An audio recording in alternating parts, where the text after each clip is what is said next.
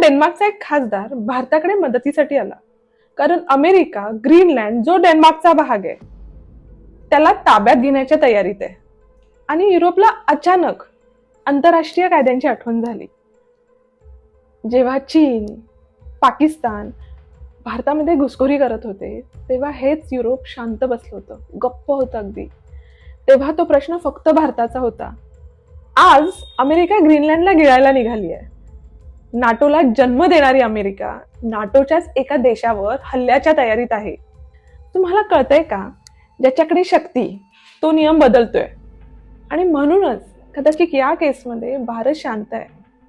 जग जिथे स्वतःच्या हितासाठी गप्प बसतं, तिथे भारत स्वतःच्या हितासाठी निर्णय घेत सुटलाय. अमेरिकेला बाजूला ठेवलंय, सीमा सुरक्षित करत सुटलाय, आंतरराष्ट्रीय व्यापार वाढवतोय आणि आपलं हित कशात आहे तेवढाच विचार करतोय.